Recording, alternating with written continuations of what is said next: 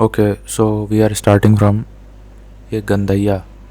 तो ancient India में Gandhaiya was basically a term use to denote coins. सिक्कों को डिनोट करता था Gandhaiya. Now the Badami rock inscription of Pulakeshin 1. ध्यान रहे ये 1 है, 1 नॉट 2. तो ये पुलकेशन 1 का जो बादामी रॉक इंस्क्रिप्शन है वो साका एरा के हिसाब से 465 है. तो फिर विक्रम संवत के हिसाब से कौन क्या होगा, तो उसमें 135 जोड़ के +1 करके लिख देना होगा. तो दैट इज 601. अब ये सवाल छोड़ो. देन अकॉर्डिंग टू पुराणास के हिसाब से चंद्रवंशियों का घर कहाँ था. तो ये प्रतिष्ठानपुर है. ये चंद्रवंश वही हैं क्षत्रिय वाले. जो क्षत्रिय के 2 ब्रांचेस थी, सूर्यवंश और चंद्रवंश. तो उनमें से चंद्रवंश के रूलर का घर या प्राइम प्लेस कहाँ था, प्रतिष्ठानपुर में. Now the capital of Maukhari was Kannauj. Founder of Vardhan dynasty was Pushyabhuti. And information regarding time of Harsha is contained in the books Kalhan. Kalhan के राज तरंगिनी में भी लिखा है. Harshacharita has been written by Bana Bhatt. और ये बाना भट्ट जो हैं ये कोई पृथ्वीकूट नामक जगह जो कि बिहार में पड़ती है वहाँ के निवासी थे. The capital of Harsha's empire was in Kannauj. Emperor Harsha had shifted his capital from Thaneshwar to Kannauj. Harshavardhan organize 2 great religious conventions, एक कन्नौज में और एक प्रयागराज में. Emperor Harsha's southward march was stopped by Pulkeshi II on the Narmada river. ठीक है. Now remember this is Pulkeshi 2, not 1. Out of the given rulers, namely Kirtivarman II, Vikramaditya II, Pulkeshi I and Pulkeshi II, who had defeated Harshvardhan, so it was Pulkeshi II. Now poet Bana Bhatt जो हम अभी बता रहे थे was an inhabitant of the village Prithvikut, which is in modern day Bihar. ठीक है. Then Chinese traveler Huan Sang visited India in the rule of Harshvardhan. और इन्हीं का नाम ह्यून च्वांग भी बोलते थे इनको. सो ही इंडिया के कंडीशंस एंड कल्चर के बारे में काफ़ी लिखा है उन्होंने अपनी एक किताब जिसका नाम सीयूकी है. और उसमें यह भी लिखा है कि as regarding punishments for offences, ordeals by fire, water and poison were the instruments for determining the innocence or guilt of a person. तो ये ह्यून सैंग ने लिखा है. The tradesmen had to pay duties at ferries and barrier stations. तो एक प्रकार का toll tax भी था जो ह्यून सैंग ने जिक्र किया है. During Huan Sang tour in India, the most famous city for the production of cotton cloths, so that was Mathura. जबकि सिल्क को क्या बोलते थे उस समय, कौशेया बोलते थे. Chinese traveler Huan Sang studied at the University of Nalanda, and the major reason behind remembering Huan Sang is his composition of the book called Siyuki.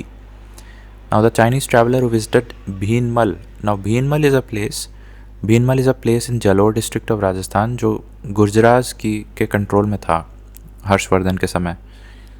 और उस जगह को ह्यून सैंग ने पीलो मोलो नाम से जिक्र किया है अपनी किताब में. तो वहाँ भी गए थे Hyun सैंग.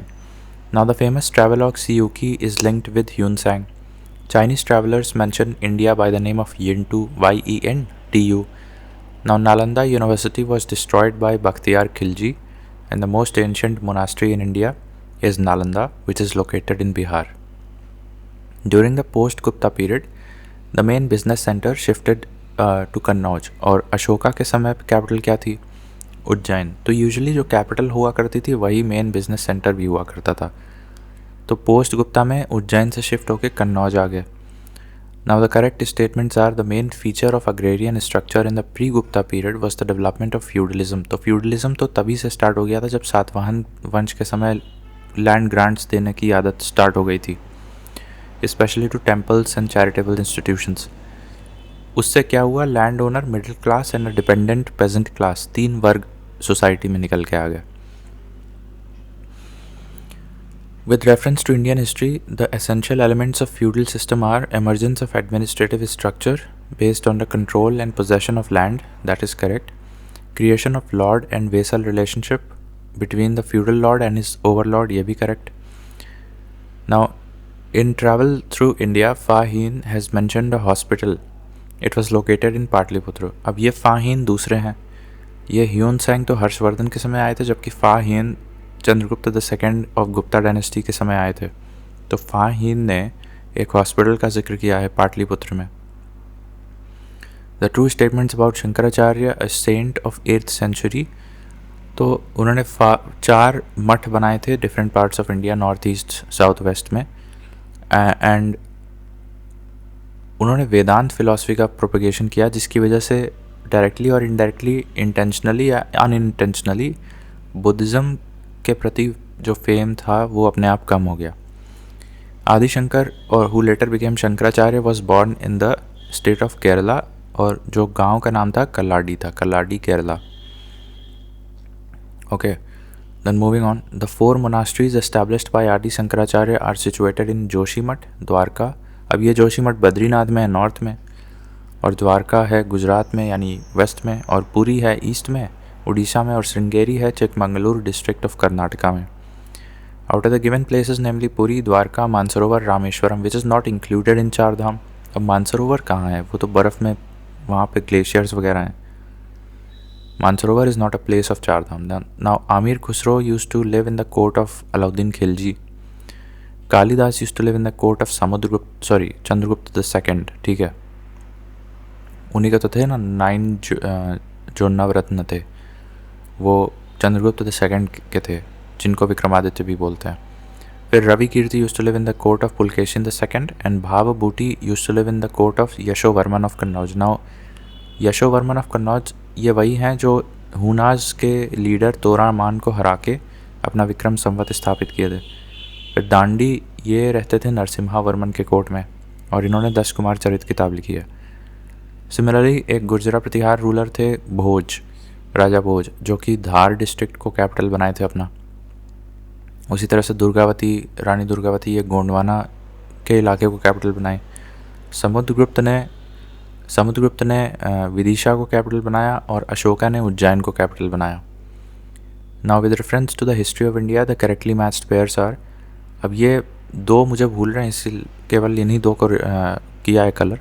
So Bhilsa is a ancient important site of ancient history in Madhya Pradesh, whereas Sthaneshwar is an important place in Haryana.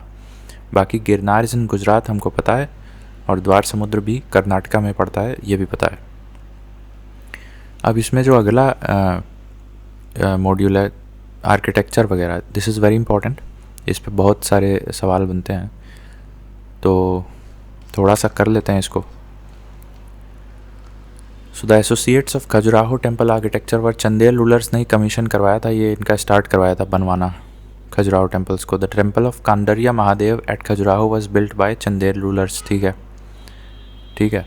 The temples of Khajuraho are related with Hinduism as well as Jainism, ठीक है, और कोई religion को ये denote नहीं करते हैं, तो हिंदुइज्म और जैनिज्म के ही प्रति ये बनवाए गए हैं। देन मटंगेश्वर टेम्पल, ये भी खजुराहो में है।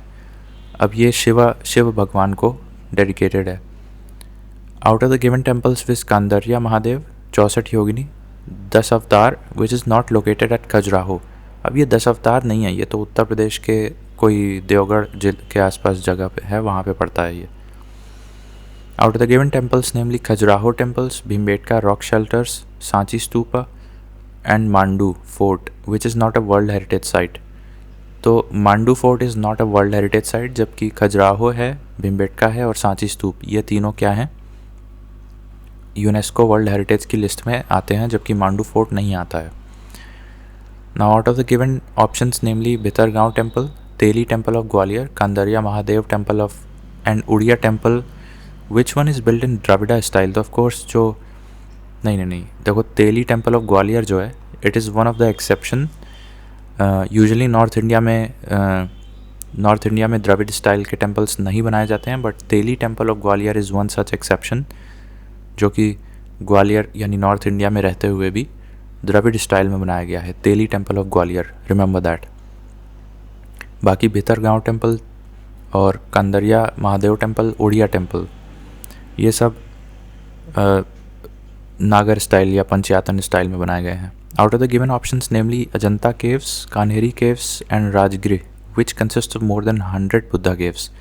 तो कान्हेरी केव्स में बहुत ज़्यादा संख्या में है, 100 से ज़्यादा बुद्धिस्ट केव्स हैं कान्हेरी केव्स में, ठीक है। फिर Jain temple of Abu is made of marble, ठीक है। नाउ पालिटाना टेम्पल, ये भी जैन को डेडिकेट किया गया है, ये भावनगर गुजरात में पालिटाना टेम्पल है। The Elephanta caves which were mainly sculptured for the devotees of Shiva. अब देखो शिव के लिए दो पढ़ चुके हम लोग, एक एलिफेंटा केव्स पढ़ चुके उधर मुंबई के पास है, और एक मटंगेश्वर टेम्पल जो एमपी में पढ़े थे, दोनों शिव को डेडिकेटेड है। The ancient monuments of Elephanta are mostly devoted to Buddhist and Shaivite. तो ज़्यादा आज की डेट में शैवाइट के लिए जाना जाता है, बट पुराने समय में ये बुद्धिस्ट के लिए भी जाना जाता था। आज तो दोनों के लिए जाना जाता है। Famous cave temples of Elephanta are ascribed to, अब ये राष्ट्रकूट्स के समय बनाया गया था, उन्हीं के योगदान से। Now Ellora cave temples are related to तीनों के तीनों आ जाएंगे यहाँ पे, जबकि जो खजुराहो टेम्पल्स हैं वो Khajuraho temples are dedicated to Hinduism as well as Jainism, ठीक है। वहाँ बुद्धिस्ट का थोड़ा कम है, जबकि एलोरा में तीनों आ जाएंगे, Ellora cave temples, Hinduism, Buddhism and Jainism. Out of the given temples, namely Shore Temple, Mamlapuram, Rajrajeshwar, and Kailash Temple at Ellora, and Jagannath Temple Puri, which is an example of rock cut architecture. तो Kailash temple Ellora वाला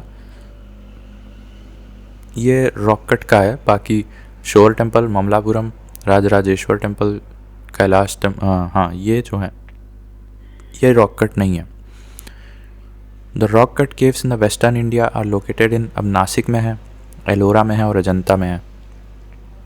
तो इन तीन जगह पे तुम्हें rock cut caves देखने को मिल जाएंगे। Out of the given places namely Elephanta, Nalanda, Ajanta, Khajuraho, which one is famous for Buddhist cave temples? तो अजंता है। Ellora caves were build by Rashtrakutas similar to Elephanta. तो एलिफेंटा और एलोरा में सबसे ज़्यादा योगदान किस डायनेस्टी ने दिया था बनवाने के लिए? राष्ट्रकूट ने दिया था।